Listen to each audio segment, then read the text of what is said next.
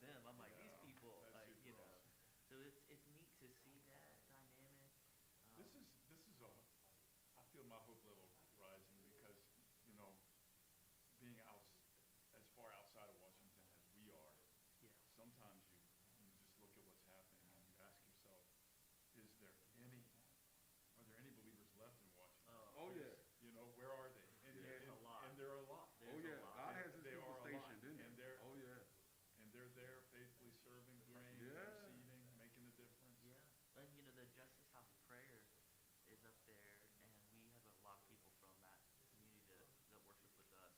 And they were just one of the gals was just telling me they just made a huge um, move working with Native Americans and bringing a greater forgiveness and healing with the nation, Mm. not just with like other Christians, like with the nation. And they're proposing a bill, I think, for President Biden to interact with, where he will apologize Mm. for some of the injustices done to the Native Americans because they're trying to heal the bloodline. I mean, I'm like, these people are amazing. Like, I'm like, I don't know why y'all in my That's awesome. church. I'm from Suffolk, Virginia. Like That's awesome. and so it's a great joy in That's some awesome. ways to be with them and to be with them in that space and to learn, really to learn. I learn a lot from the people there. And just been very grateful. Our pastor is a dynamic human being, very dynamic human being, um, who really ministers to upper echelon all over the world, not just in our area. He flies, and he's a producer for a movie that just went to the Cannes Film festival. Film Really? Festival. Mm. So he's got to do that. He's an entrepreneur. Now who is this? My pastor. Oh really? Yeah, he's just an amazing guy. Uh, he somehow ends up. I'm telling you, he's the guy that ends up with all the famous wealthy people. It doesn't matter where he goes, what he does. He just has that on his life, and he's been traveling with a bunch of guys who roll with primarily black actors and actresses, and he became friends with these Jewish guys. He's Korean. Became friends with these Jewish guys who the one of the guys married to an African American worship leader in LA. And so they're in this swirl where they're interacting with all these super significant Hollywood level people and just ministering to them. He said I just had dinner with Mike Tyson, and got to pray with him. Wow. Like just, and you're from Northern Virginia, you're Korean American. It's just the funniest. You got Yeah. connected to a Jewish guy, like it. But that's one of the positive things about that area is its diversity. I mean, people from all over the world have converged. Yeah. People are like, oh, how do you build a diverse church? I'm like, we didn't do anything. We Yeah. opened our doors. Yeah. We opened the doors, and it was like, I this is mean, what we had. Like, all over the Yeah, world. no, that's Yeah, my in-laws are from Alabama, and they're visiting us since we just had our fourth baby. And thank you. And thanks. They said, Chief Warrant like Officer, we were in Senior another Chief part of Warrant the world. Officer. We were in Walmart. They were just. Oh, like it was the United It was. Nations. Right. That's what they said. They were like, it felt like it was like every nation was represented as I was shopping in Walmart. And I said, yeah, that's exactly what My it's daughter, like. she lived in Rockville for a Oh while. yeah, Rockville. Yeah, we have people in Rockville. When she was there, her son was young, and his school that he went to just at that time was a daycare. Mm. I mean, he was amazing.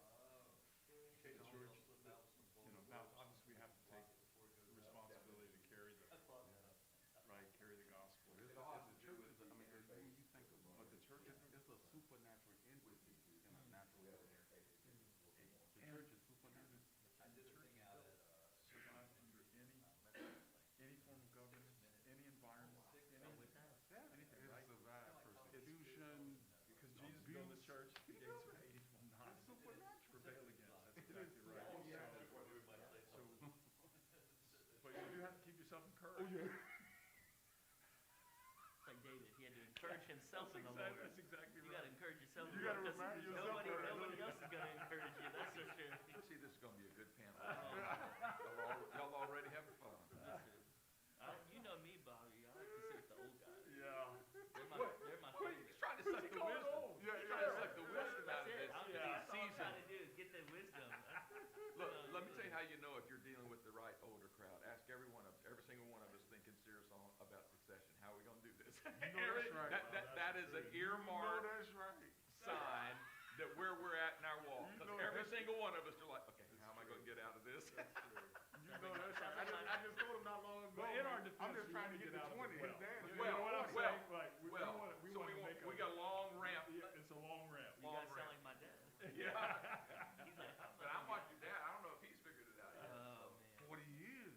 He's done Did he 40 hit 40 years. at something, the same church? That's amazing. I'm trying to get to 4 years in church, I would have been kicked out 4 times. See, how long has it been? 26. That's 26. 26. Wow. Yeah, you guys set a high standard for me. Yeah, right. Says the apostle, right? That's right. Says the apostle. So, you know, if I'm at a place more than 5 years, I think I got to go start something new. Right, right, right. Says the apostle. You know that, right? Oh my Don't God. comment. I'm not commenting. Oh, All right, I'll turn my mic on, guys. so funny. He's a nut. Josh, I'll let you point. Point.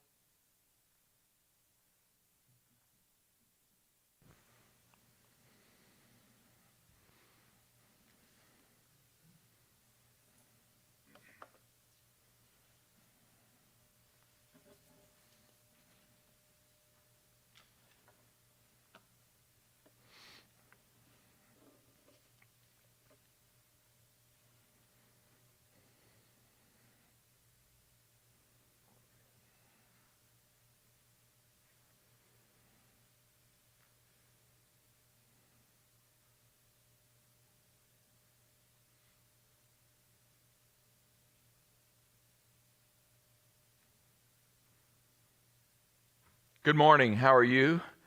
I'm Bobby Hill. I'm the International Director of Vanguard Ministries, and in particular today, I'm happy to be able to host this important webinar called Leading the Post-Pandemic Church.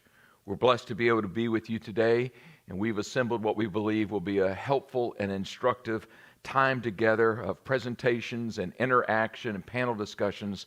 I'll tell you a little bit more of what's coming in just a second. Let me start by welcoming each and every one of you wherever you're signed on from. And by the way, please use the interactive chat feature of YouTube to kind of talk to us. Let us know.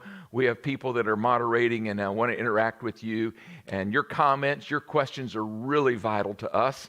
And particularly as we get into the Q&A session at the end of our hour and a half together this morning, we want to hear your poignant questions. We know that we want to hit the target, and so you will help us to do that. So we appreciate it. Let me just give a quick shout out to a number of people from different areas. I was so excited to see how many people registered for this webinar this morning. First of all the way from South Africa. So we'll work through the time zones, all right? So Bishop Chalo Kachunga, greetings to you from Cape Town, South Africa. Greetings to Randy and Laurie Boughton coming from Chiang Mai, Thailand. Greetings to Pastor Andrew Cromwell. Man, it's been too long, brother. Greetings to you all the way from Central California. And all the good folks in Texas, from Houston and from Dallas, from Grand Prairie, Pelons, and Pastor Terry Darnell, and those from Austin and San Antonio who are joining us today, and all the way from Florida and from the Tampa area. Greetings to you, Pastor. Good to see that you joined us. Also from Macon, Georgia, my dear friend Dominique Johnson down there, and glad you could join us. All throughout the state of Virginia and North Carolina and D.C. and many other states that I failed to mention. Oh, I forgot, really important, Mississippi is with us this morning as well. So good to talk to you, Pastor Chris. Good to have you on board for for this webinar this morning. So greetings to all of you, and we know who many of you are, and if we don't know who you are, we'll put a email address in just a little bit, and we'd love for you to contact us and let us know that you joined us today if you did not formally register for this webinar. It's free and available, so feel free to share this link with anybody that you think it'd be a blessing for. So our idea was simply this. We thought it would be really helpful to have a webinar. We're doing this in lieu of what normally at this season would be our annual leadership summit. We've pushed that. We want to do it in person, so we've pushed that to October, and we'll give a little blurb on that here in a little bit. But we wanted to communicate. We want to provide some equipping, some high-level equipment, something that was timely as a subject matter. So that's what we're endeavoring to do today. Let me introduce to you our webinar team. So those that you will see on camera today is Pastor Jason Peaks. He is associate pastor at New Song Church up in Vienna, Virginia, and myself. And the two of us will have 25-minute presentations that we'll share this morning on this relevant subject. In addition to that, we'll shift, and this platform will become a round table, and we'll have 4 panelists joining Pastor Jason and myself. Will be Pastor Harold McPherson, who pastors in the Suffolk, Virginia area Covenant Community Church, and Pastor Steve Morgan, who is the senior pastor, founding pastor in Great Bridge, part of Chesapeake, the Bridge Christian Fellowship.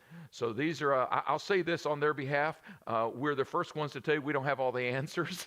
And as we labeled this, Leading the Post-Pandemic Church, a disclaimer is that most of my panelists said to me, Pastor, we have a problem. We're still trying to figure out how to lead in the pandemic church, not to mention the post-pandemic church. So that's an admission. Hopefully it comes across as humility and not just a cop-out. But we're going to do our best, all right? We're going to use spiritual foresight and do our best to provide you some wisdom and some things that we've picked up along the way in our life of ministry. So here's the plan for this morning and during the webinar, what you can anticipate. So first of all, I'm going to pass the baton to Pastor Jason. He's going to come and share, and then I'm going to come and share, and then we're going to have a brief 30-second commercial break where we will get our platform in place for the panelists, and then we'll wrap up with 30 minutes of panel discussion. So we intend to keep our time to that 90-minute target. And thank you again for joining us. And again, give us a shout out on the chat feature of YouTube so we know who you are, where you're coming from. I'd love to look at that. And I'm not able to personally interact with you right now, but we do have moderators who are keyed into that. So if you want to contact us later, please feel free to do so. And the way you can do that is through contact@vanguardministries.org. Contact@vanguardministries.org. That's a reliable way that you can stay in touch with us. Let us know what your needs are and give us some feedback today on how we do. With that, I'm going to introduce a close friend, a special voice, I believe, of what God's heart is, not only for his local church, but even in a much broader context. I've had the pleasure of working together with Jason at Regent University for years, and now he is serving in a wonderful, alive church that's bringing revival and renewal to the metro D.C. area that we all know desperately needs our prayers and our intervention. So Pastor Jason Peaks is going to come and speak to you now. Pastor Jason, please come.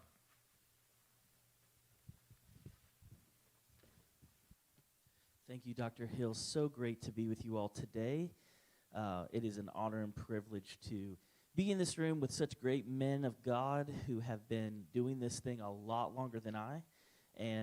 But I'm excited to share maybe just a little glimpse into what I really believe God is speaking, admonishing, encouraging us as we are in this crazy season that many of us have never had any other context for. In our ministries and in our lives.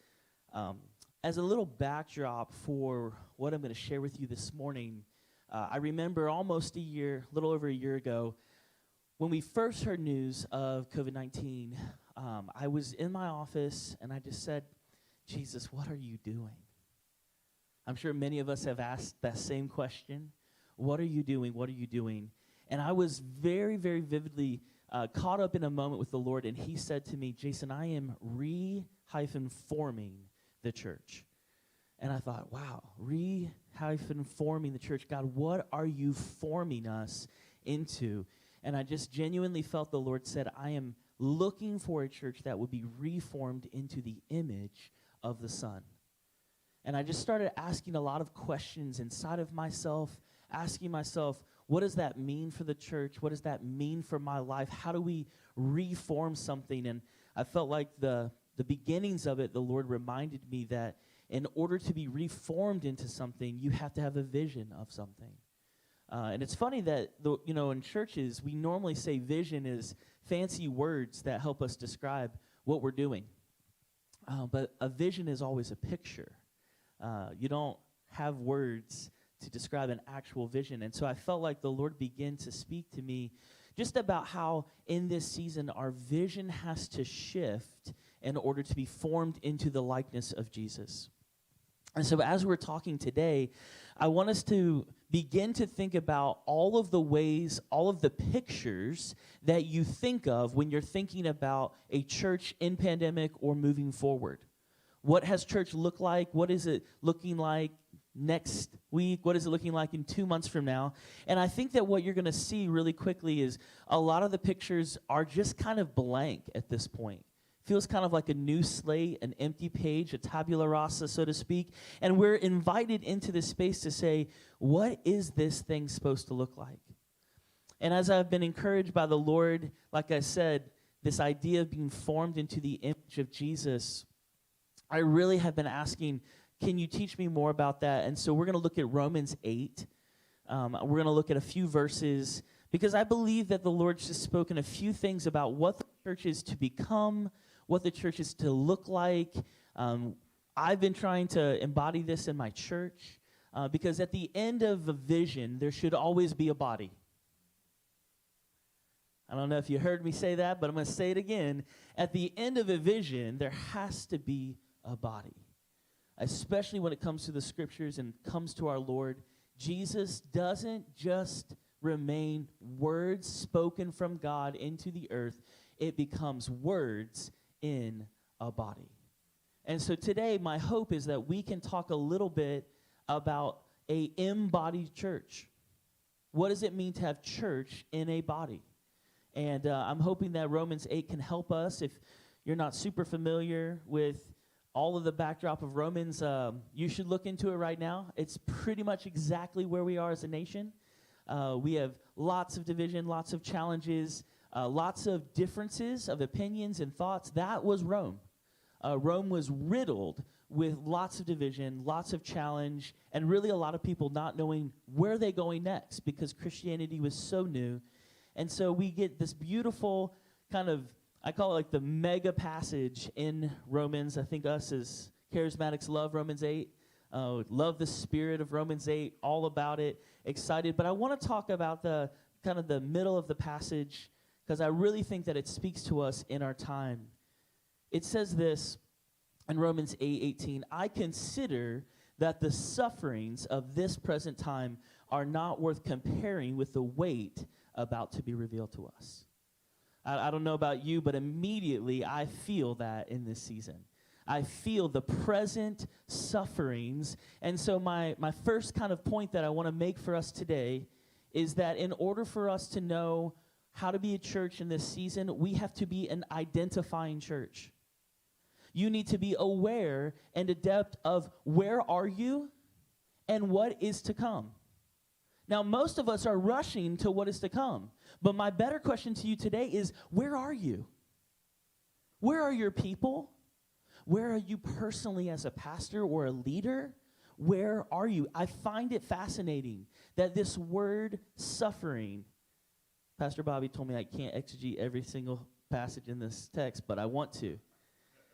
But it's so funny that this idea of suffering is the capacity to feel strong emotions and to do it together. I'm telling you, I don't know about you, but at least in the church I'm from, we have been so vulnerable with our context about the feelings we've been having as a pastor.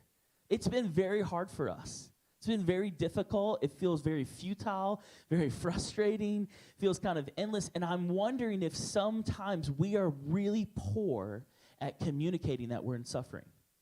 Now listen, I know that we're charismatic and we believe that God came out of that grave. And we want the resurrected Spirit. But in order to get there, you have to acknowledge the suffering. We have to know him, and the fellowship of his suffering is what the scripture tells us. And I really am wondering if in some regard we have not been honest about our emotions. We have not been honest about what's going on inside of us. We don't know how to identify our emotions. If I asked you to list 8 core emotions, could you do it? Pastors, we have got to understand what's going on in the realm of our souls, because our people are going through the same thing. They need a pastor who can identify what is going on inside of them.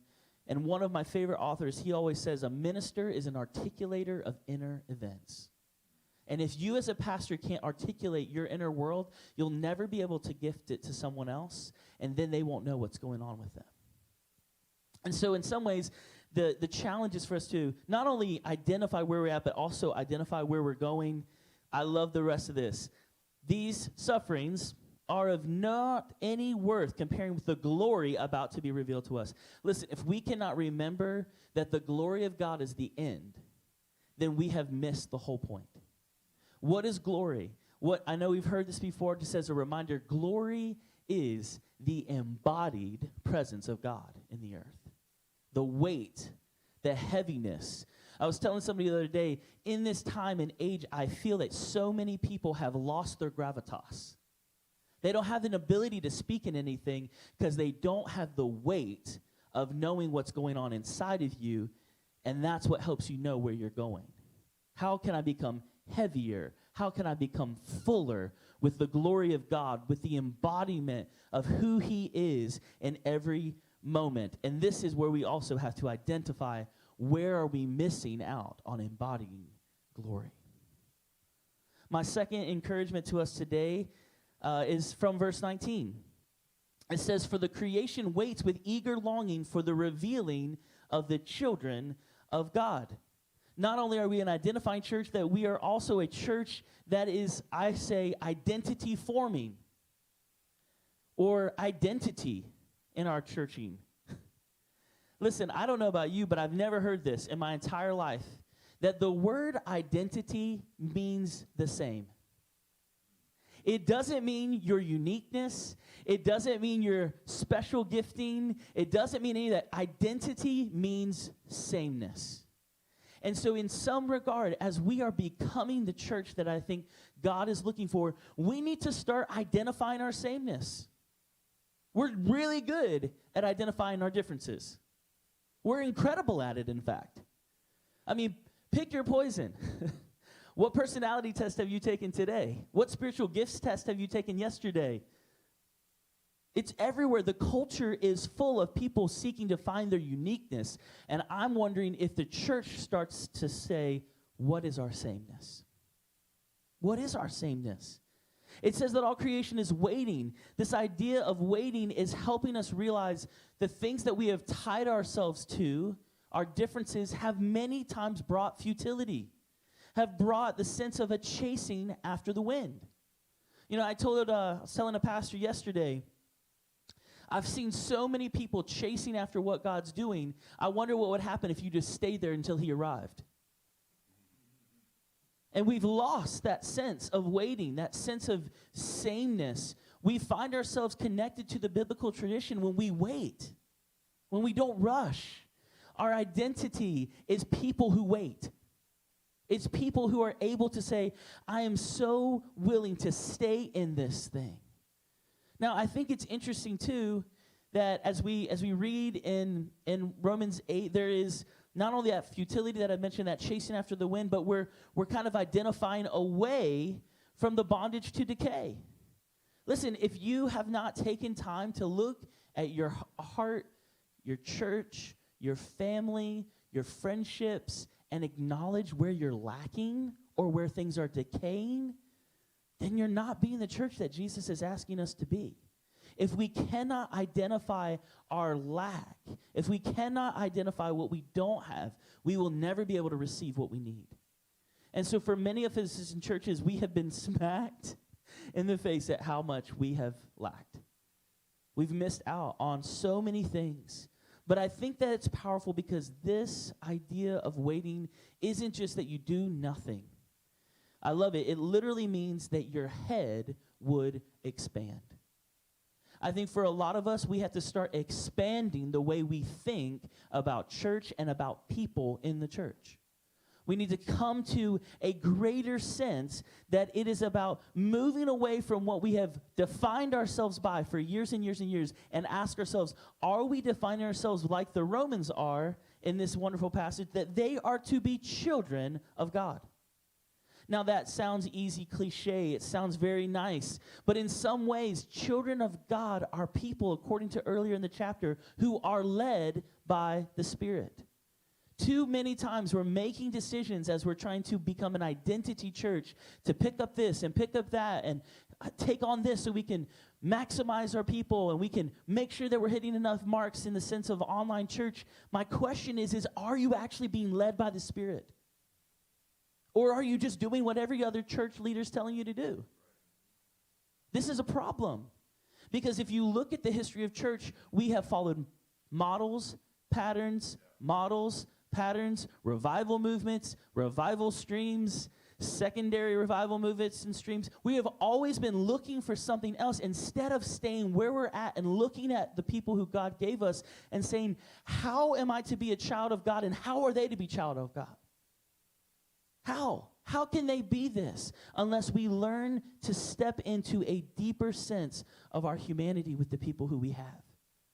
Stop talking about what everyone else is doing over there and start looking at what you have right in front of you. Verse 22 says, so simply, we know that all of this same creation, this general sense of creation, has been groaning in labor pains until now. And not only the creation, but we ourselves are also groaning. There is this great sense that the church has to become more common in how we approach things. The Lord was speaking to me about this the other day and said, hey, Jason, don't you remember that I have the scriptures written in Koine Greek, common Greek? Do you speak the language of the people who you're in front of? Do you know their language? How can you have anything in common with them? How can you groan and lament and be in pain? Because that's literally what this says. I know we love to avoid pain in America. Hello, somebody. We love to avoid pain in America, but it is through our openness and our pain that something else is released. That people go, oh, they've said yes to this pain. They said yes to this difficulty. And because of that, they are being opened up to be led somewhere else. I don't think we're good at being open. We like to say we're open. Not open-minded for sure. Not open-hearted as sure. As pastors, so many times we think we have to have it all together. We've figured it out, and we are stuck in our ways so often. And the Lord's saying, would you wait? So your mind would be expanded, so you would feel all of the lament, all of the groaning, all of the pain, all of the hurt of every person in your church, where you start to bring a greater sense of identity to them by saying, how are we all the same? How are we all the same? I love it that it didn't just say creation's groaning, but now us. There's a personalization. And so for us, we have to move towards becoming an indigenous church. It's a word that we don't typically ascribe to church, but I genuinely believe that part of this season is that we are moving to become a more localized church. And guess what? We've done a terrible job at paying attention to the signs that are all around us. Go to grocery stores. People want to what? Buy local. Shop local. And church, we've missed out on trying to be local. Instead, we've become so many other things that we've seen as huge successes in that town, huge amazing moves of God in this place. But I'm like, what about here? In your city? Do you know what is the things that are deep in your city? Are you super indigenous? Are you, like, one of the first things that the Lord has been speaking to me about this, my son, he's 4. We were driving along the road. I hope this just shows you this picture of indigenous in a different way. He said, look, Dad, there's a bamboo forest. He goes, it's not indigenous to this area. I said, oh, really? He said, yes, I learned that in school. It's not native of here. And I started to think about it because I started wondering how many times we keep trying to grow something else in the place that we're not supposed to grow it. And as a church, our calling is to be a people of a specific place. Why do I know that from the scripture? It says that we ourselves who have the first fruits of the Spirit, we groan inwardly while we wait for adoption. The word adoption here literally means to be placed in a family in a specific way. It's not just a loose sense of adoption. Oh, yeah, you're on the family of God. No. You're in the family of God that is in Chesapeake, Virginia. You are in the family of God in South Africa. What does that look like? It probably doesn't look like what the family of God looks like in America. We have got to become a much more localized expression. We have been so global for so many years in the church that I think that we have forgotten our backyards. The reason why the people in your community don't come to your church is because you have not adopted them. You've not adopted them to be what they are with you. I was telling somebody the other day, when I moved to Northern Virginia, you learn real quick that you're not a Northern Virginian. They got a look, they got a vibe, they got a thing. They go to these kinds of stores, they don't go to these kinds of stores. Like, we were joking, we're like, I feel like you can't find a Walmart. But you found about 6 Targets. And it's just a mindset. And we started asking more questions in our heart of, Lord, what do we need to do to become more indigenous here? What do we need to do not to become like the culture, but to truly entrench ourselves with the people who are around us? On my block that I live on, there are people from 6 nations in like 4 or 5 houses because we live in a townhouse. I'm talking about like every nation of the world, and we are asking ourselves the question, how do I respond when my Muslim neighbor brings me food because of Eid? What do I say? When they're celebrating their holidays, do I open myself up to them in relationship and connection and adoption and say, hey, you know what? Before you believe, I just want you to belong. Because that's adoption for each one of us. When God shows up on the scene and decides to adopt all of us, he never says, oh, by the way, you have to be all of this and then you can get adopted. No, you are adopted and then the Spirit works. We trust the Spirit to work, right? And so for us, as we're becoming this indigenous church and we're moving and we're changing to say, how can I become more local, more native? I also wrote down that I feel like this means that we just have to be a little bit more honest. Stop trying to be something that you're not and just own what you are. And it's been so liberating in this season to say, we don't have all that, but we do have this. This is what we offer. This is who God's calling us to be. The last thing that I just really want to speak very quickly on is that we are to be an intercessory church. Now listen, I know, don't go in your mind to classic intercessory prayer models. That is not what we're saying.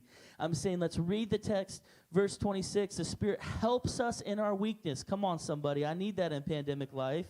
For we don't know how we ought to pray, but the very Spirit intercedes with sighs too deep for words. And God, who searches the heart, knows what is in the mind of the Spirit, because the Spirit intercedes for the saints according to the will of God. I think for us, as we're becoming and stepping into this image of being an interceding church or an intercessory church, we have to become people who can connect the mind and the heart, like it says. That you're a person who can step in between what God's doing in someone's spiritual life and what's going on in their difficult, everyday, normal life and say, I know how to see those things connect. The word intercede literally means to come between or to be between. I feel like as churches we have failed too oft because on Sundays we don't stand between people and God. We haven't really interceded. We haven't stepped in between. We're not actively involved in the lives of the people who we love. You know who we're actively involved in? The people whose lives are falling apart. But we're not interceding for, what does it say? The saints. I think in a lot of regards, we have to lean in to every person in our context. Oh, there's a limitation. I know you can't do everything. I'm not saying you're trying to do everything. But if you're led by the Spirit, you'll know how many people you can handle in a day and how many you can't. But we don't even trust that anymore, Pastor Bobby. We don't trust the leading of the Spirit that says, I can invest in more people than I thought I could because we put a natural line on it. I don't know about you, but I grew up in the old-time Pentecostal kind of church that you do everything led by the Spirit. We've come away from that, and now we do everything by a model.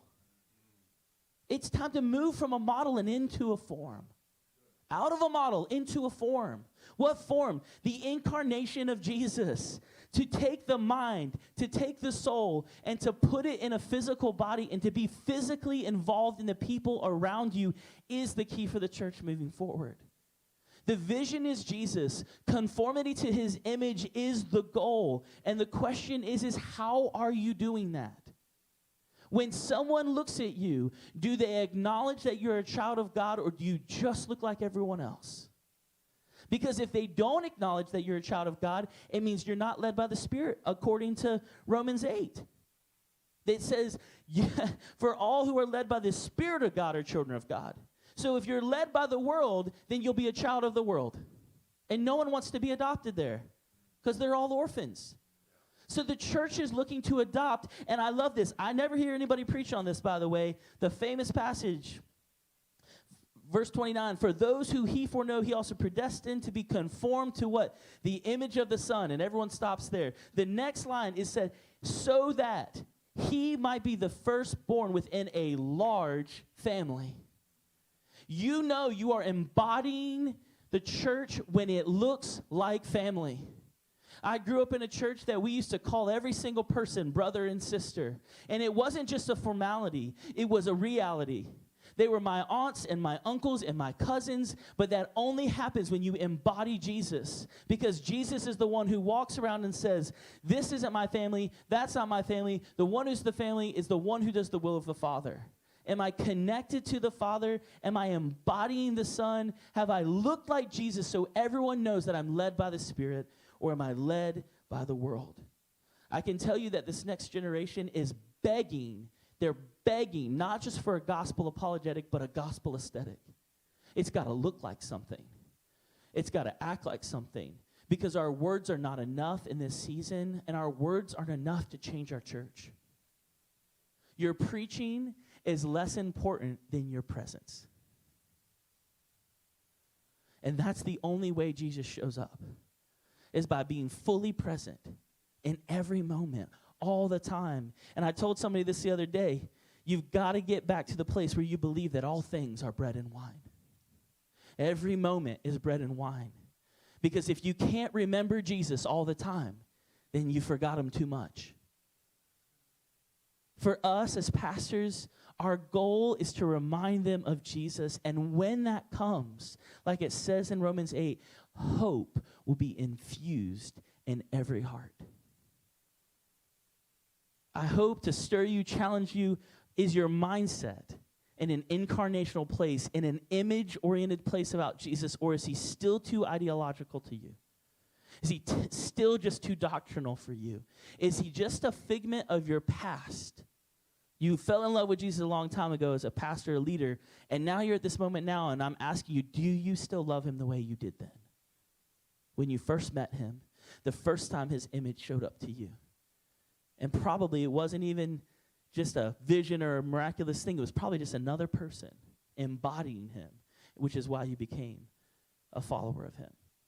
I think that's where the church is going back to in some ways, because we know that in history and in church history and in the Bible, a lot of times going forward means truly going back. And so as we've entered into disorientation, we find ourselves being reoriented back to the place that we always were supposed to be. For if all creation is groaning, that word creation means the original form, that we know beyond a shadow of a doubt that we're just returning to a more Edenic reality, a more family reality, a more communing reality, and a much more unifying reality than ever before. I hope you're encouraged today. Thank you.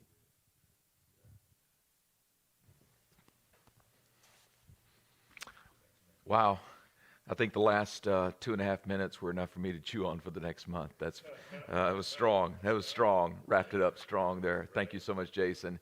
And wow, your preaching is not as important as your presence. So that is so powerful and so true, particularly right now in the environment that we're living in. I want to share with you this morning about the post-pandemic church, and I'm just going to allow my tech team to use the slides as they need to that will be helpful for you who are watching online through our YouTube channel, but also I'm sure you want to see my face at some point. But anyway, we'll let them determine how much of that you get. I want to take this from a totally different approach because Jason and I talked enough in our pre-seminar planning to know kind of what his approach was.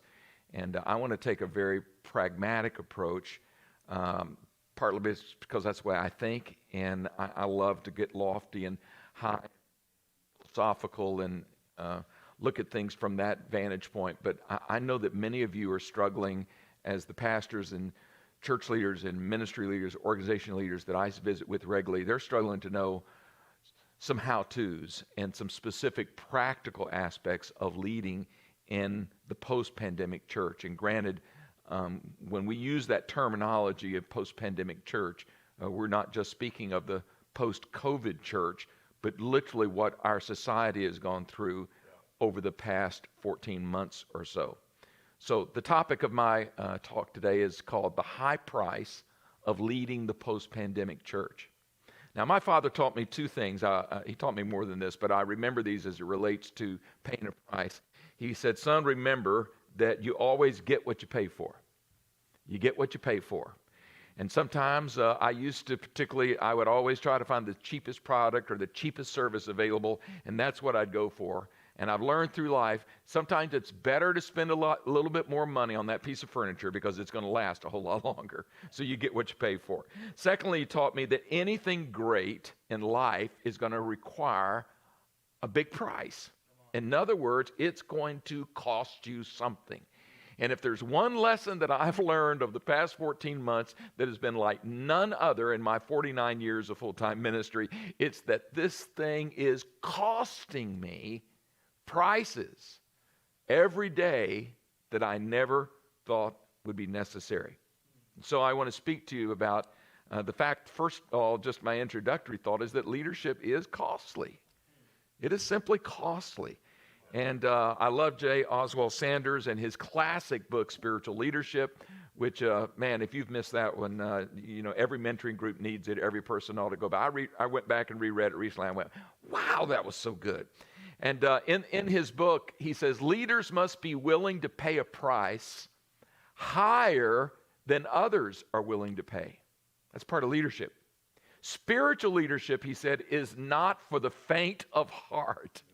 It is a perilous occupation. Amen and amen. You know, as leaders, particularly at this moment in life and in history, we face self-sacrifice, we face criticism, rejection, pressure, loneliness, and fatigue. I have been criticized more in the past 14 months than maybe the previous 40 years combined. And I kind of thought when I got this old that I would avoid some of that. But I've been criticized. This isn't a pity party, but I mean, people have really attacked me because all of us have had to make delicate, complex decisions about what to do, how to lead, and that's part of the price. You know, I wanted to kind of give as an anchor to my talk this morning a biblical character that models most of these price tags I'm going to talk to you about.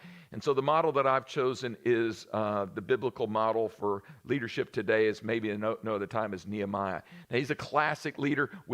Most of us have taught series from Nehemiah, but could I just refresh you for a moment on what he was doing? He provides us a great model because he was in the midst of a post-crisis. A crisis had occurred. He, of course, is in a foreign land. The crisis is going on, and now he has the challenge of, how am I going to help focus on the post-crisis rebuild program that God had called him to. So look at Nehemiah chapter 2 and you can see what I'm talking about. That's the text where Nehemiah said to the people, you see the trouble that we're in. Boy, if that doesn't speak to where we're at right now in America and around the world, you see, just look around, open your eyes and you can see what trouble we are in. Jerusalem lies in ruins. The world today in many ways, its gates have been burnt down, its walls have been torn down, its gates have been burned with fire. Nehemiah said, come. Listen to his visionary leadership now coming out. Come, let us. You see that corporate sense? Let us. He didn't say, hey, I'm getting ready to rebuild this wall. He said, let us rebuild the wall of Jerusalem. And then we will no longer be in disgrace. There has been a lot of disgrace to go around in the past 14 months. And I believe God is calling us to do exactly as Nehemiah did, to discern a challenging vision, to convey it, to rally people around that. And so I'll keep coming back to Nehemiah as a great model. His focus was what? Rebuilding. And that's exactly what we're supposed to do today. You know, someone once said that Nehemiah was not describing in his conveying to the people, look at the trouble that we're in. He wasn't trying to convey his personal agenda, but what he was doing is he was assessing the situation that was common to everybody that was living in Jerusalem and all those who were even Jews that had been removed, the Hebrews who've been removed from Jerusalem itself. Unless the reality can be described, the reality that we're in, if we can't describe it to our people and those who listen to us with reality, with honesty, with progress that we can describe in some tangible terms, we cannot move ahead. And our achievements and accomplishments in rebuilding is simply impossible. I love what Peter Senge, a wonderful author, a secular business leadership author, said this. Nothing is more limiting to an organization, says Senge, than the ability to talk about the truth. Nothing is more limiting to an organization and its leaders than the inability to talk about the truth. It's not going to help you to deny the realities that are going on in your community.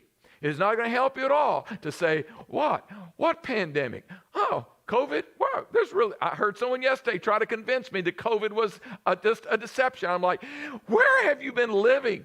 Where are you, dude?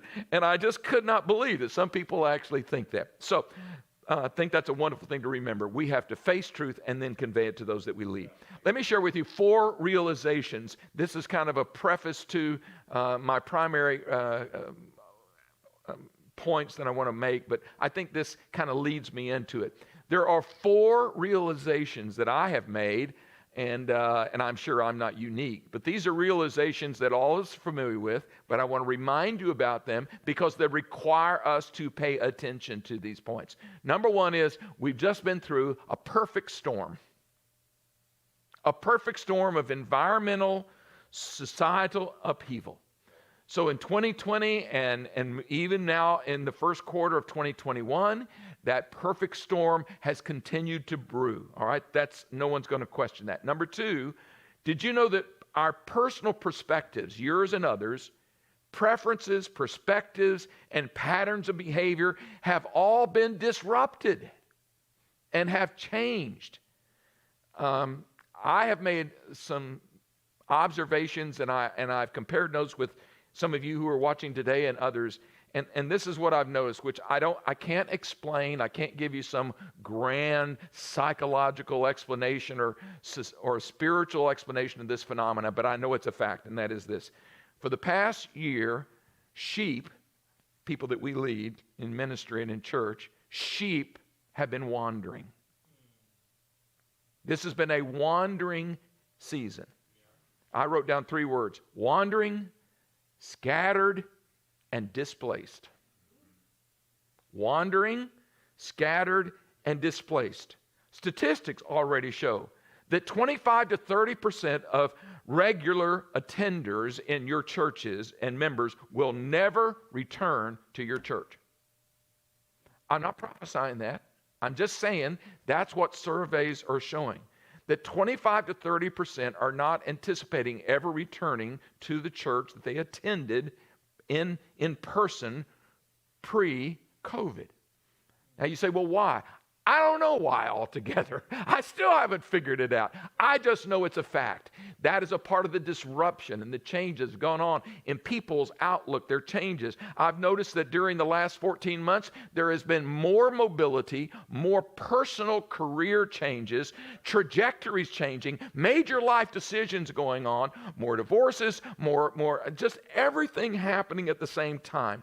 This overall instability of society has caused people to make disruptive changes in their life. I've seen more people, these are core people to the church that I'm pastoring right now, make decisions to take new jobs and move in the past 6 months than probably in the past 6 years. And I'm like, what is it? Maybe I'm supposed to go get a new job. Maybe I'm the one that's missed the signal here. But the point is, people are doing a lot of movement. Sheep are wandering. And you and I are called to do what? Shepherd them. Can you imagine a more complex challenge? Here's the good news. People are also going to wander your direction. And the same time that people are wandering off, there are going to be some sheep wander on to your field. More opportunities for you as leaders, evangelists, pastors, and churches. Number 3, the third realization that really deserves our attention is the fact that a leadership gap during COVID and the pandemic and all the societal upheaval, there was a leadership gap that was created. We live today in a time where people need leadership more, the right kind of leadership, but there is actually more leadership mistrust than ever before.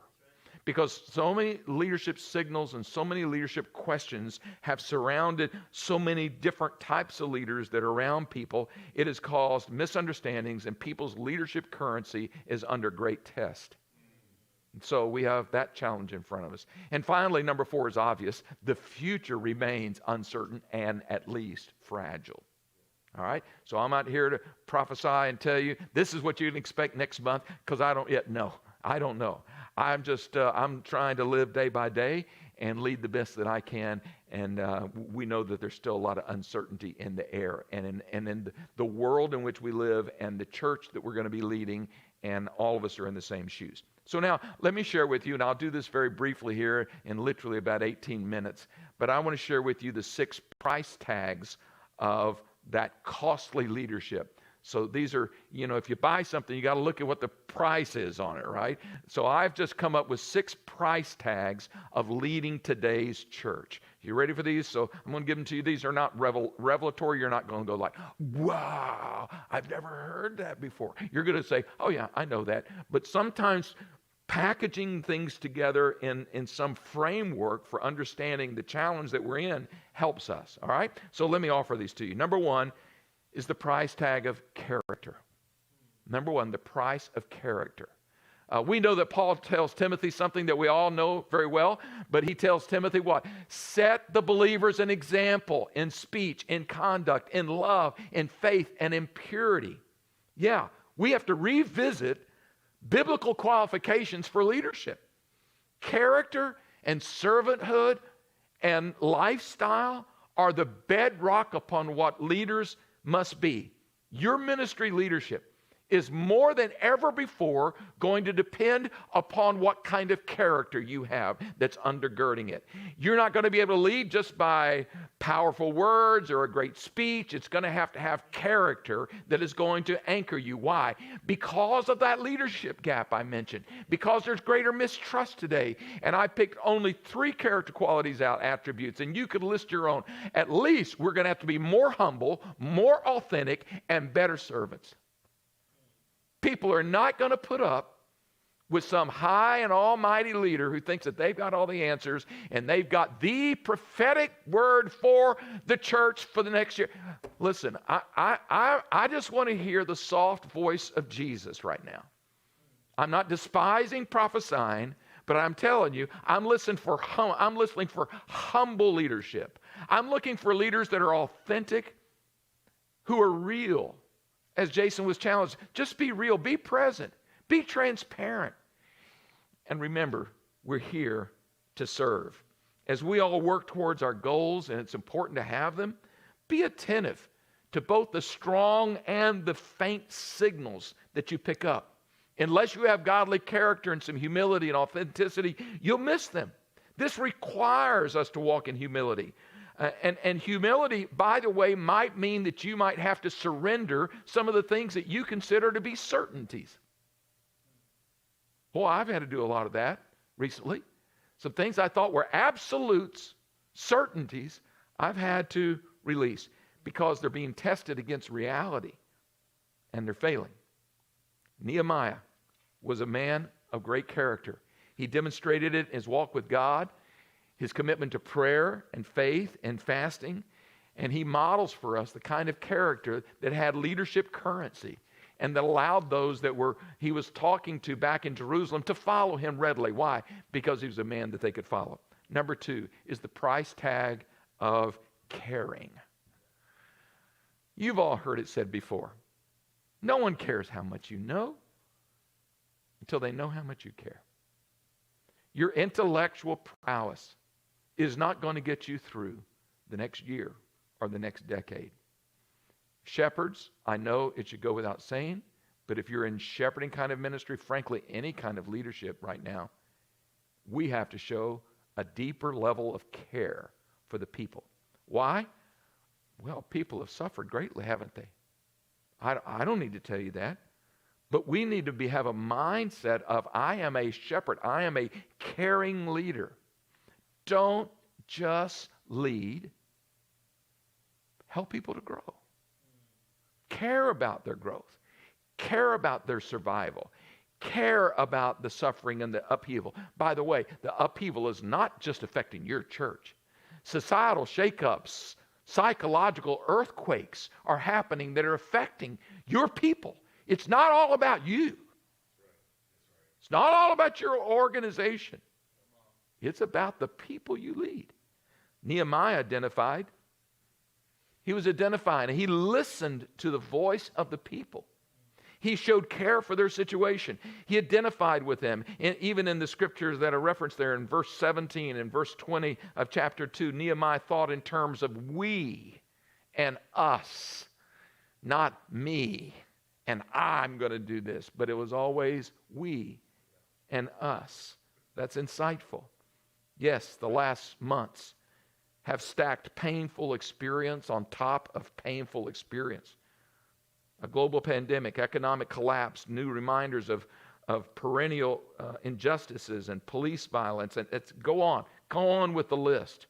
But this year, did you know that rates of depression from 1 year ago, that the rates of depression and anxiety in the U.S. are more than triple what they were in the previous year? They've tripled. And we've already talked, even as the panelists here, that we're going to have another webinar soon, and it's going to be talking about the mental health challenges that we're facing as pastors and leaders today in God's kingdom. And boy, that'll be very helpful. Did you know that today, I know that you found this true last summer and last fall, and as we've gone through spikes with COVID and social unrest, that just the simple question that frequently we're accustomed to asking people, how are you? How are you doing? That question alone is turned into an emotional minefield. If you ask someone, if they're being honest with you, how are you? You have no clue what you're going to get. You have no clue. Because it literally, the psychological earthquakes have shattered people's foundations and a lot of assumptions. And now people are laid vulnerable. And we have to, as leaders, be vulnerable and show some care towards others. Let's go to the next price tag, and that is the price tag of community. Community. When I say community, I'm not talking about the neighborhood you live in. I'm speaking of spiritual community, koinonia, that interconnection. I think as no time ever before, we all have maybe made this a core value. Authentic community is a core value of Ribbon Church, the church that I'm currently leading. It's a core value for Vanguard Ministries as a network of leaders. But we now have to rebuild community, just like Nehemiah was having to rebuild the walls and the protections for new community. We have to. Social connection has rarely ever been more important than it is now. And it's also more difficult to create and maintain. So if there was ever a time that's like, I've asked myself many times, how are we going to rebuild community? That is, to me, at least in my context, the greatest challenge I have right now in this post-pandemic season is how to rebuild community. We're living with distanced people. We're living with isolated people. People who are more accustomed to being locked up and locked down. And yet the Bible presents to us a picture of a united, connected body of Christ. We have to, as leaders, be prepared to open up ourselves relationally and model some of that community. My wife and I have purposed. We just recently moved into a different house, and we've purposed to literally open up our house and to be more vulnerable, be more accessible, be more authentic than ever before. We realize that the next 6 months are critical. And so we've got people scheduled to come and share dinner with us in the midst of the boxes, and do some cookouts and have time together, and even have a small group meeting in our home. We haven't done that in years, just because other people are doing it. Well, now we've got to model community. I know many of you are asking really important questions, things like, well, does online attendance lead to engagement?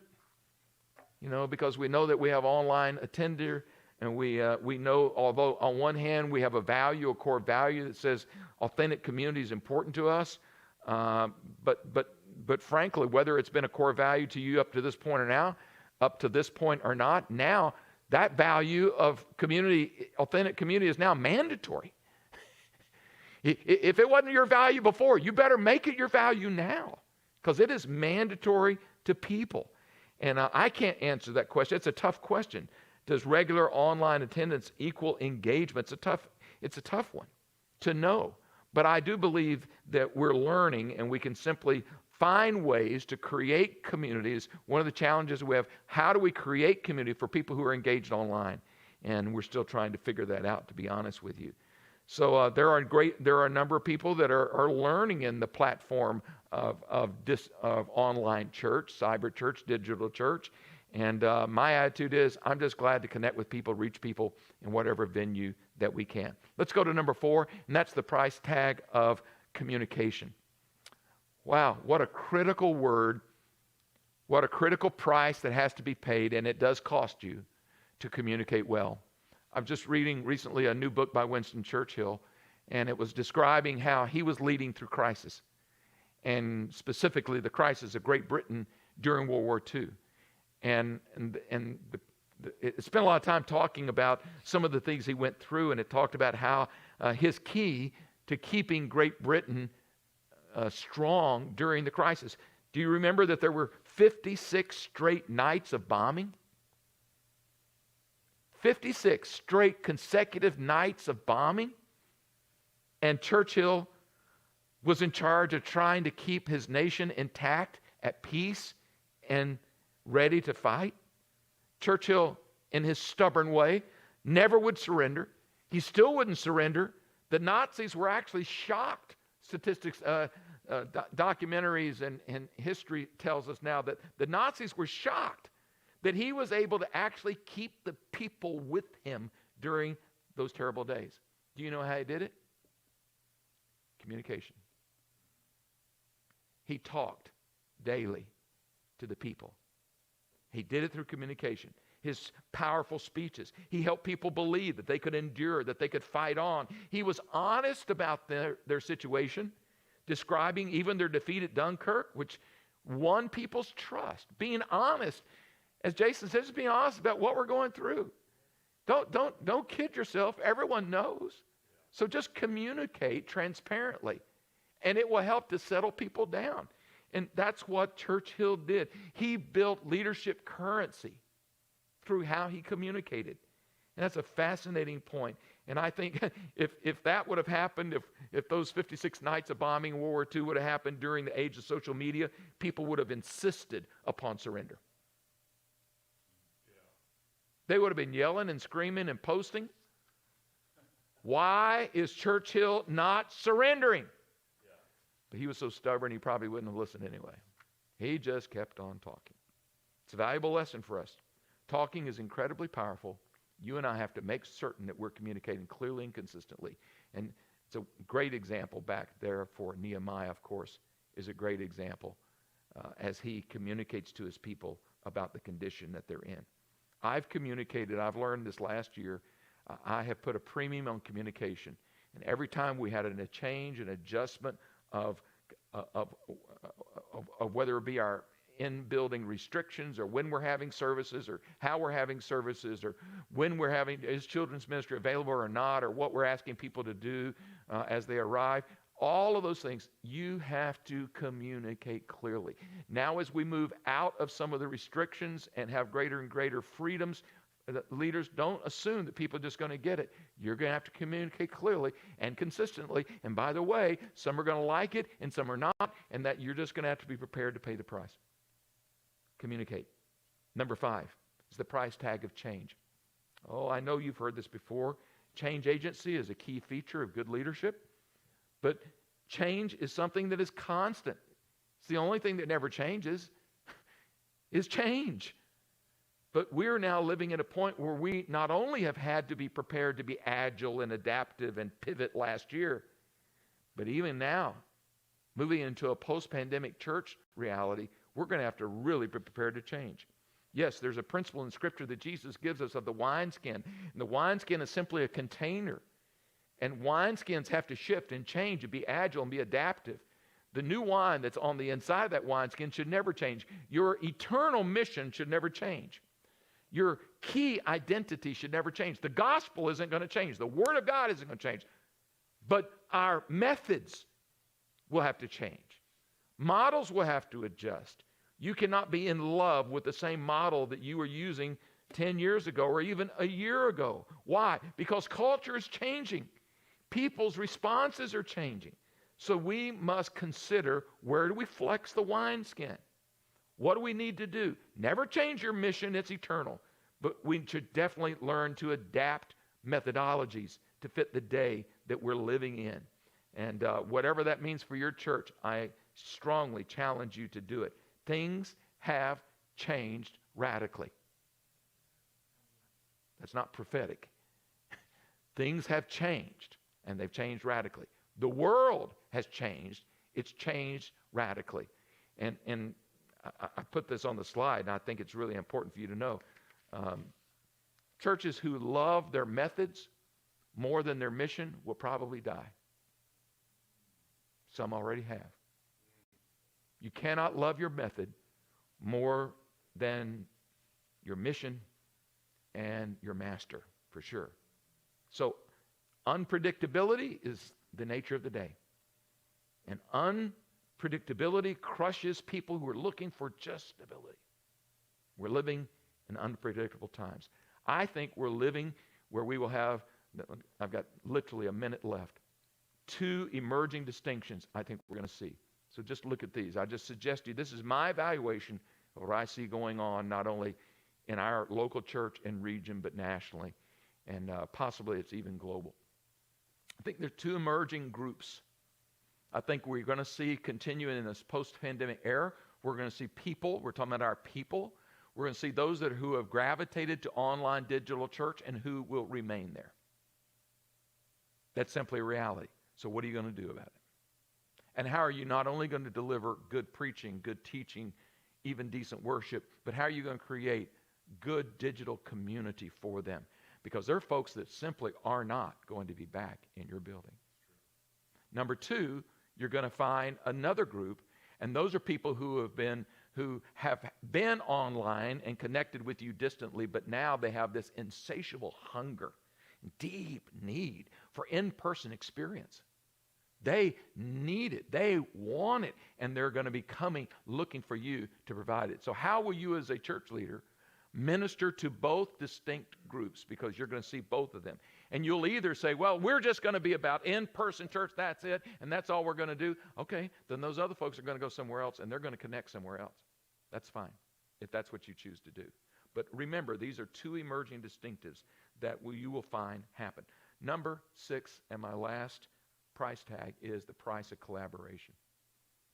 More than ever before, this is not just about you.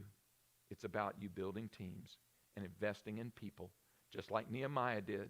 He didn't try to do it all himself. Team building will become more critical in the post-pandemic church era than ever before. Yes, leading is complex. Our leadership will become even more complex moving forward.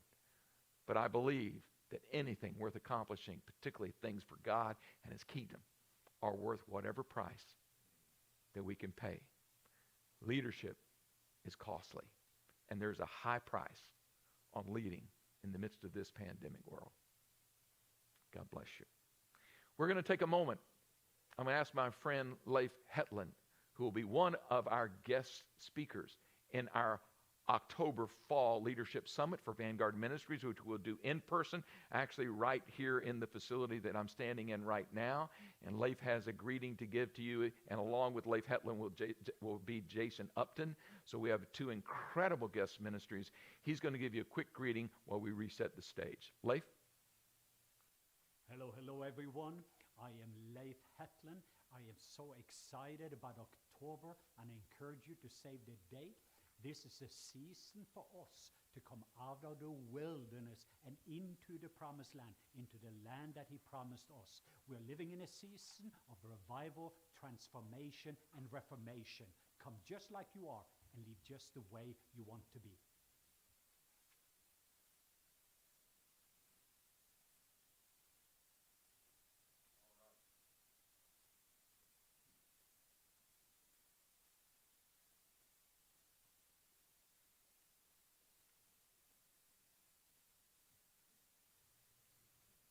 All right. Welcome back. Thank you, Leif.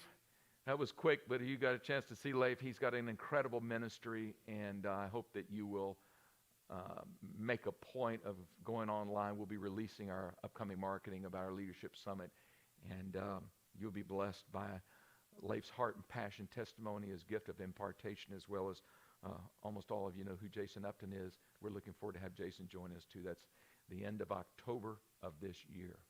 All right, so here's what we're going to do. As you can see, these good-looking guys joining me here. This is our panel, and you already know who Jason is.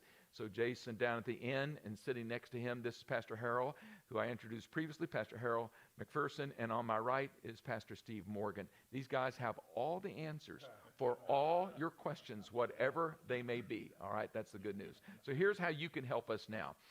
We want this to be interactive, so we're going to kind of chat between us, but we really want to chat with you, and we want to hear what's on your mind. Questions that have to do with the post-pandemic church and about the leadership challenges maybe that you're facing. And I have a few questions that have already been sent to me, so I'll start off with some of those. But would you right now just use that chat feature of YouTube and feel free to ask your question, and our team here will pass those on to us and we'll address them to the best of our ability. So guys, don't feel like every one of you have to respond to every question, but if you're prompted, do so, and if you don't say something, I'm going to make you. All right, here we go. So here, just to really start off with a difficult one, given the three-pronged issues of this COVID-19 pandemic season, which would be political turmoil, the virus, and racism. So if you look at those three, political unrest and turmoil, racism and the social injustice issues, and the virus itself, what has affected your church, you and your church, in a way that the others haven't? I know they've all affected all of us, but what has affected you most directly, and what seems to be for you the most pressing in this post-pandemic world? What's the most pressing in terms of transitioning out of this pandemic and into this new era? What seems to be the most pressing for you? So how about Steve or Harold? Y'all can start. Wow, Steve? Have you got your mics on? I'll have to say that it's difficult for me, honestly, to separate the three, as I think either Jason or Bobby, you said, that there's kind of this perfect storm over these last 14 months, and all of these issues to me seem terribly integrated in terms of their impact on society and their impact on the church. We've all been dealing with these things simultaneously, and have kind of all become, in a sense, interwoven. And so I think it's been a challenge for me just to keep the heart of our congregation focused on how the Lord would have us to respond, whether it be the issues of social injustices or preferences in politics or the dislike of what's been going on with the pandemic, to keep our responses conditioned on our relationship with the Lord, our citizenship in the kingdom, taking our source of truth to be the scripture rather than what's being culturally defined for us. So I would have a hard time, I think, Picking one. picking one out of those three issues, because they have been so deeply integrated in a way. Well, it's not like one happened and then the other started and the other one stopped. It's like they have literally blended together, right? Yeah. They have. It's kind of been a blur, and honestly, I think that's part of the challenge that I feel like we faced as a leadership team at the Bridge. Is there's been this blurring of fact and fiction, and not knowing what to understand as truth, and helping people untangle this terrible ball of yarn has been difficult, and at times it's been difficult for me. And so I just keep going back to the scripture. Just keep going back to how are the people of God to respond to trial of any variety, but let alone three of them all coming simultaneously. How are we to respond like Jesus, formed in the image of Christ, and responding to each of these things the way that he would? Pastor Harold, in your church, what has felt the most pressing for you from your, you've done such a wonderful job of staying, for the most part, online, virtual the whole time until just the middle of March for you. And by the way, happy anniversary. Your church has had a wonderful anniversary. But what has felt the most pressing for you as a leader in your church? Dr. Hill, I think the most pressing of those three things, as Pastor Steve was saying, all of those things kind of merge together.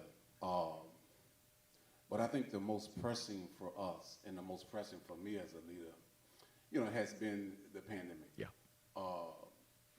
The social unrest issues from an ethnic perspective.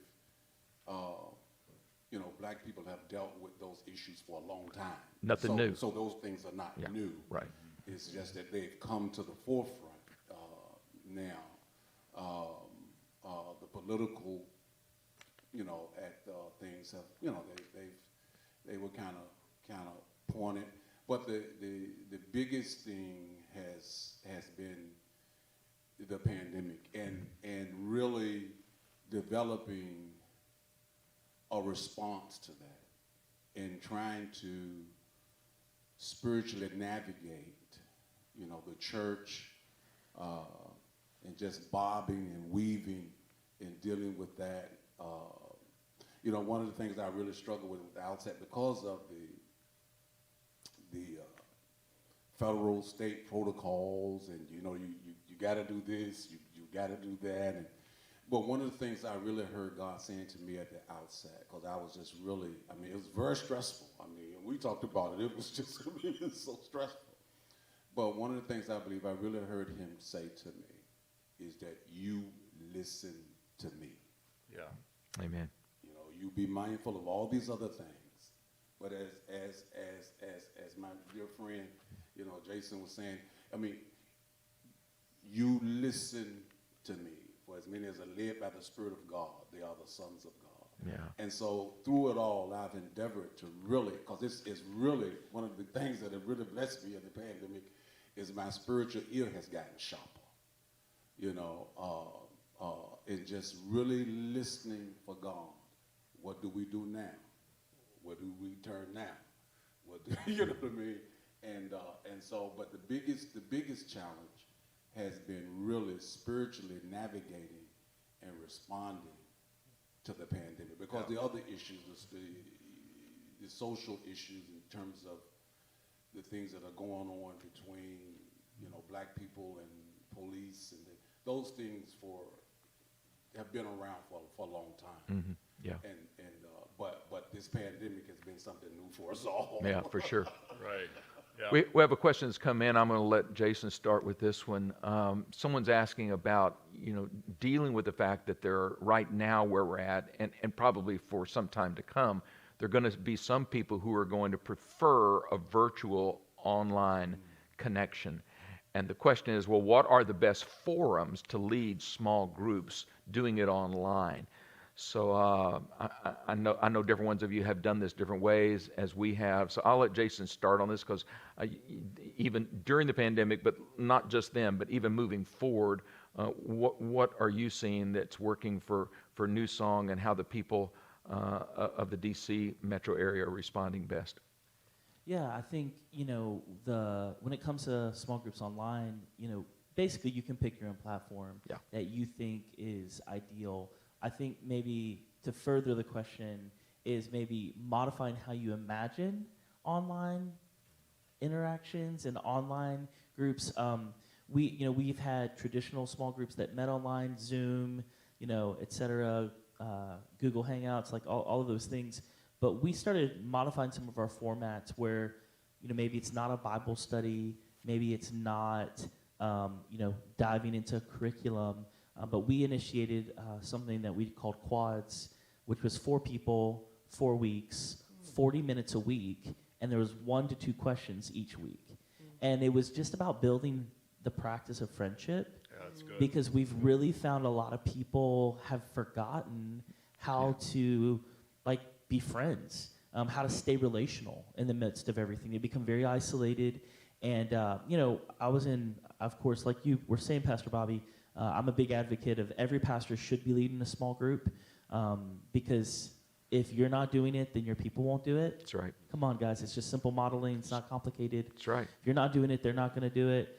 And I was in one with one of our elders, and they started sharing. We were asking just one of those deep, powerful questions, what's the biggest pain you've ever experienced? We did it so that incrementally they got deeper. And it was just amazing to hear his story, one of our elders, that I had no grid for. And it was so powerful. I'm like, we should film this and show this to people. And again, it was just all about a simple question. And so I think we really have to start reimagining different ways to interact. I think another thing that I've been asking a lot of questions is, email is kind of going out in a lot of ways as a way to communicate with people. So as we're talking about forms, we also have to talk about online communication is changing. Yeah. How do we do that better? And one of the things that I have been noticing, there's a certain pastor, he posts basically something akin to 2 or 3 sentences from his devotion every day on social media. And I am struck at what he shares because you're like, oh man, that's so good. And he's just sharing it every day. And so in some ways for pastors, as we're engaging in an online community, we have to learn to be a little bit more forward and open. Again, this goes back to just a huge push for vulnerability because as everything is closed off, we were talking about this in our staff meeting, as more walls have been constructed through this, the only thing that's going to break through that is vulnerability. Yes. Vulnerability begats vulnerability.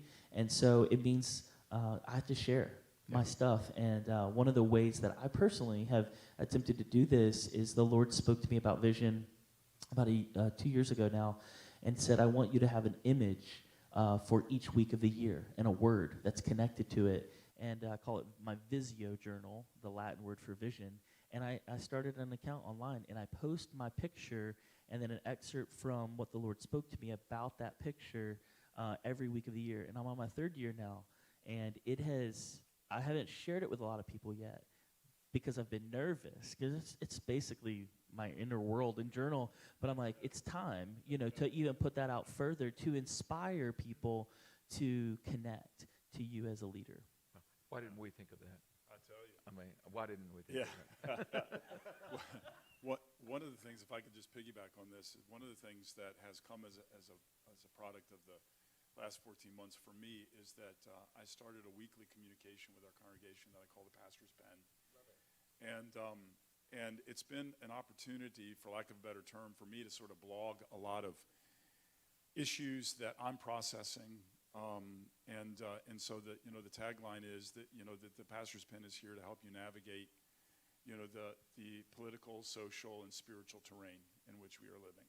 And so I'll tackle subjects and things that perhaps I don't have the time to give appropriate treatment to in the pulpit on a week-to-week basis, but I attempt to try to unfold those things, let people climb inside how I'm processing, share some resources.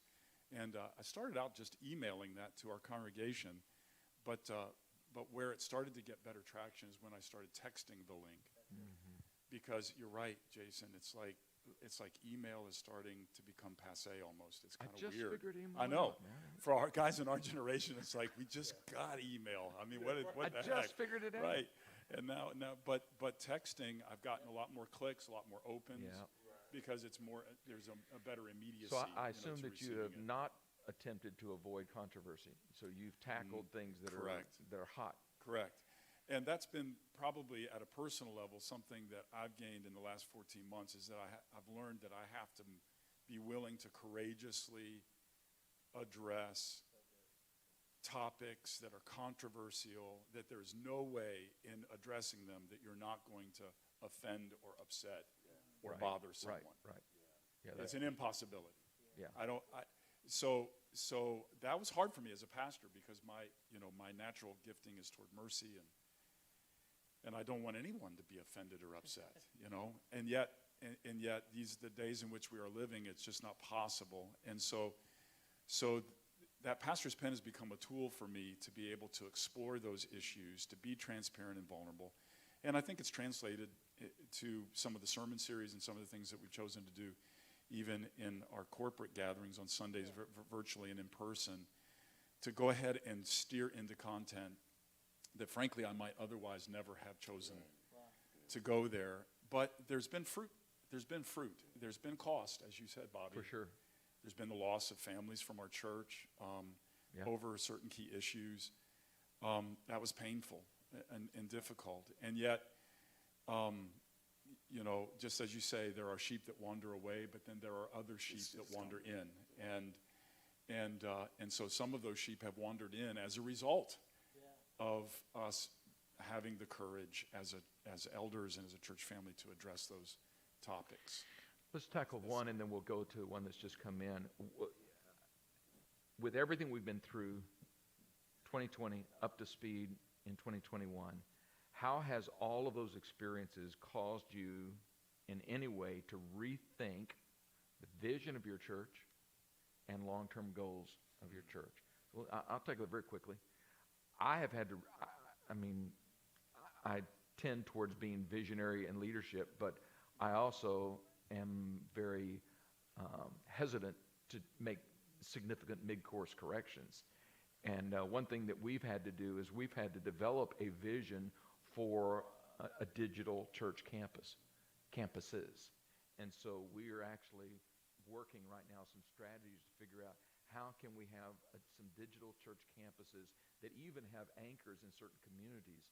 So where people and some of our members have actually relocated to, who we're actually looking at starting kind of organic house mini micro church settings, but using our digital, what we put out digitally as online content and services as a way to undergird them. So if you would ask me 10 years ago whether or not I would ever do that, I'd say, no way, man. I'm an old school local church in this location guy, although obviously, multi-campus church became kind of our deal. But that's really caused me to rethink our future and our vision. So anybody else want to speak on that? How has that caused you to rethink your long-term vision or policies? Or has it? If it's not, that's fine.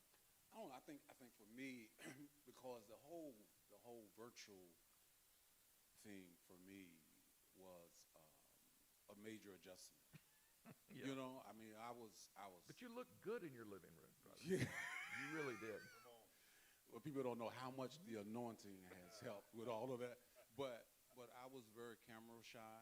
I love seeing people when I'm talking to them. So the pandemic itself has not necessarily caused caused a reshaping of mission, but it has caused an adjustment to method in terms of incorporating screen ministry and virtual ministry to reaching people. And I had to embrace that.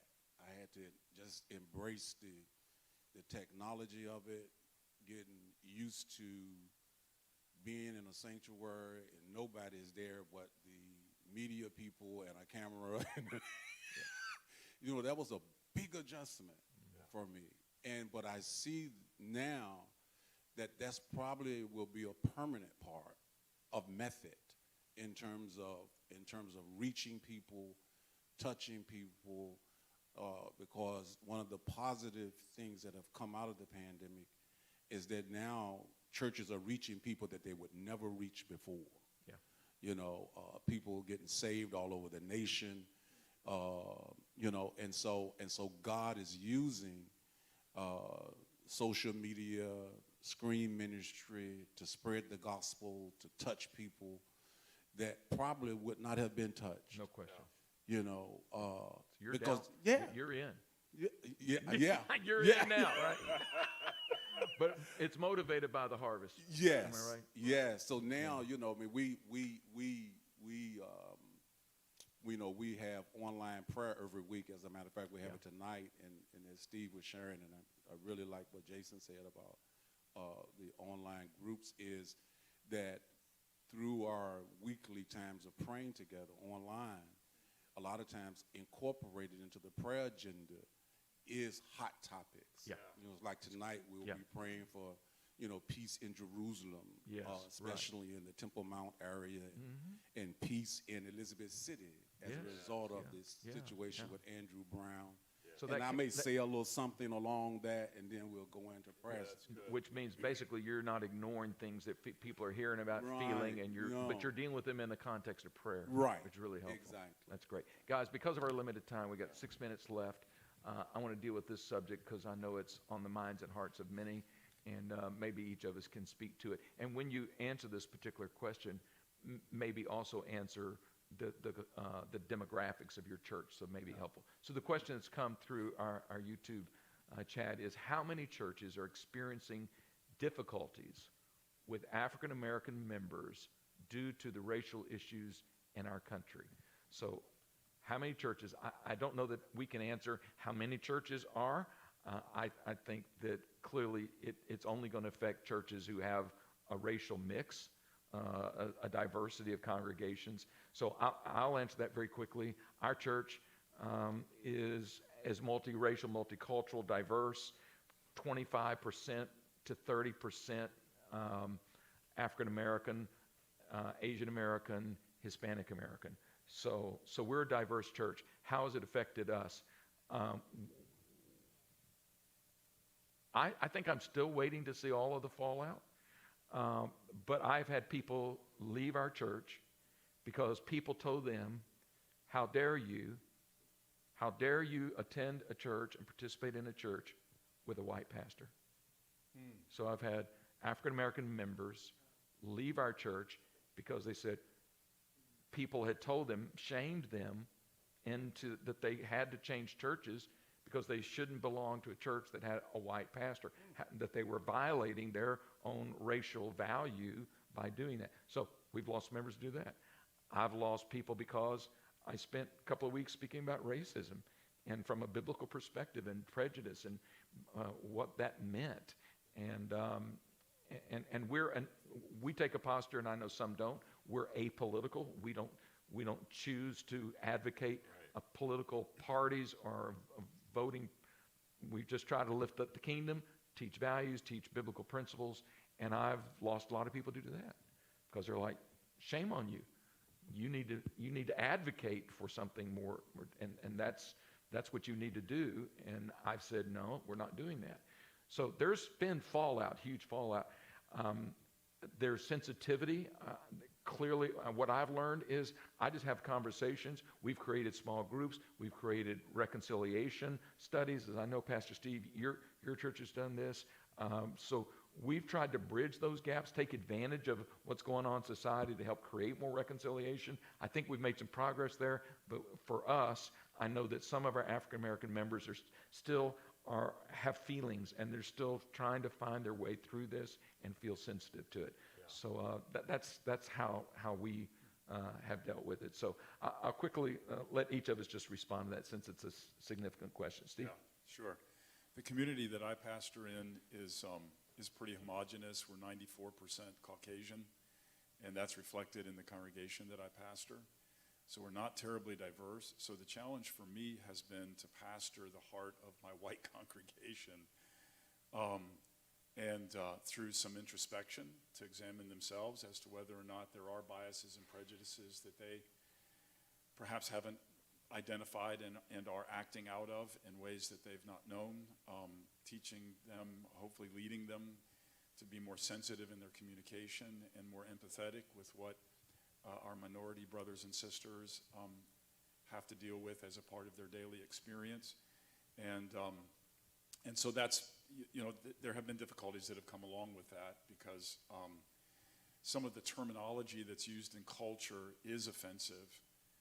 Terms like white privilege and others, I don't have time to go. Or at least volatile. They're volatile, and words mean something, and sometimes it's hard to define the terms in a way that can be plainly understood what's being communicated.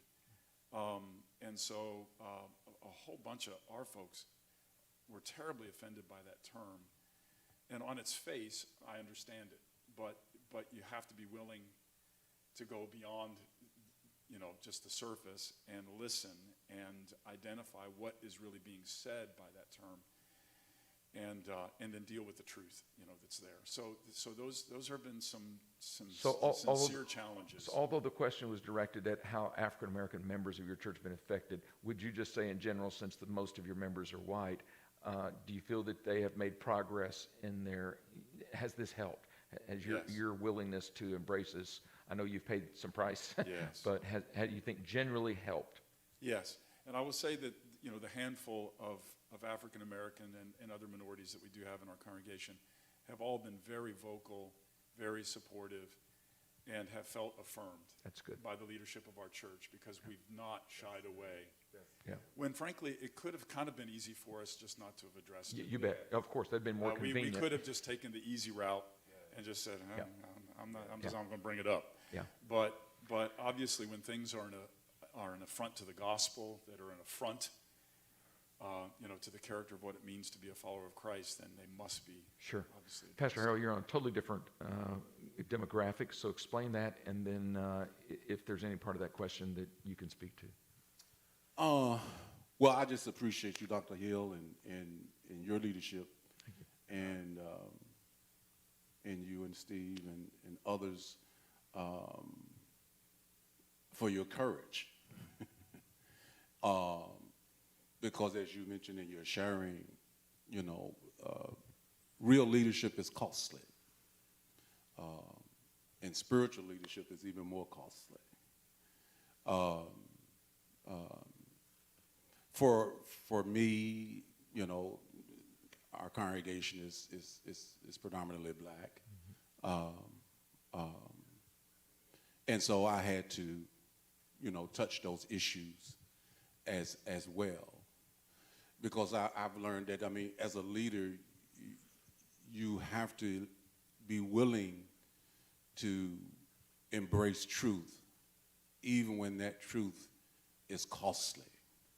And as a spiritual leader, if I don't embrace the truth, then I either come across as irrelevant or insensitive.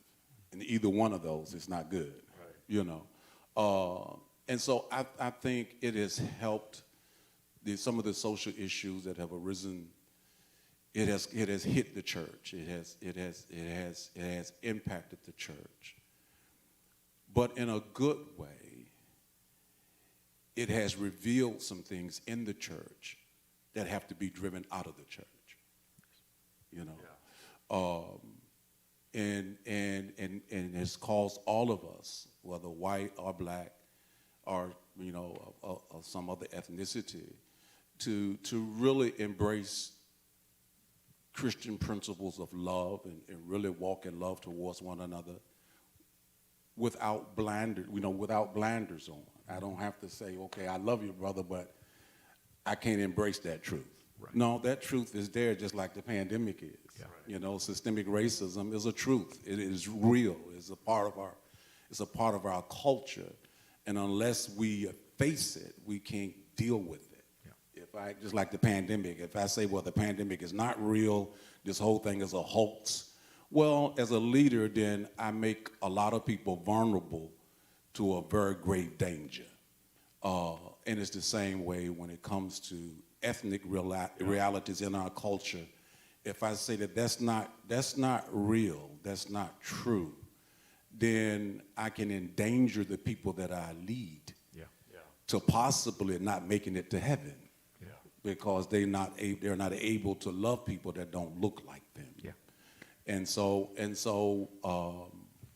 that's been the reality that I've dealt with. And but again, those realities have been a part of the black experience. Yes. Throughout the history of the nation. Yes. And really what black people expect from, especially I think from church leaders, is just embrace the truth that's there.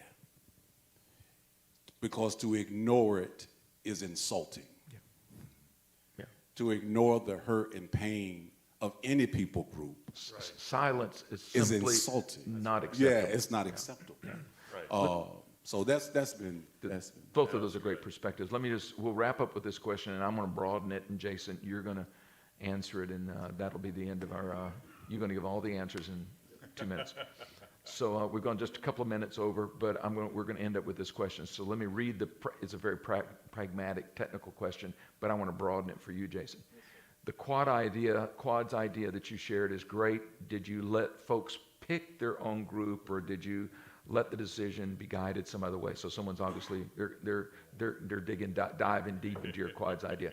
So what I want to do is, along with that answer, if you would speak to how is New Song Church thinking about the next 12 months?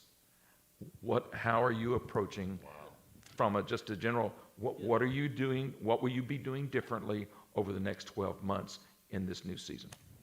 Yeah, so we had a form that they filled out, which was super simple, and we created about 16 categories they could check, and that allowed us to help put people in the right spaces. For instance, one of them was, we're willing to meet hybrid.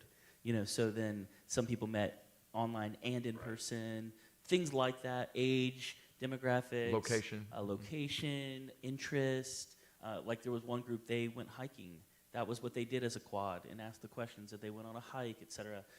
As for us in our church, I don't know if 12 months is exactly where we're at. In our hearts, I think we're trying to look 3 to 4 months, because it is such a complex. I'm outside of Washington, D.C., so as you can imagine, everything is going to be a lot slower in the realms of opening up, and we are meeting in person, which is great, but we are tackling something very interesting this summer.